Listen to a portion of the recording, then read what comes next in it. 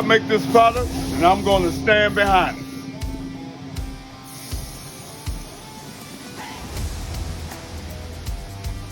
Durability, number one on our chart. All right? Good. That's what I'm talking about. All right? But you know what? I don't think that's good enough. I think we need to go a little bit further.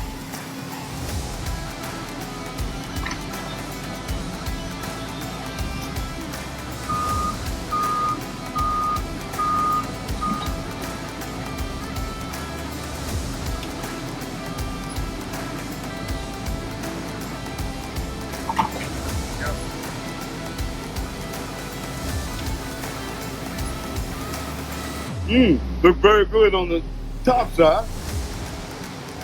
Tell you what, we stand behind our product. I feel a freedom product, and that's where we stand.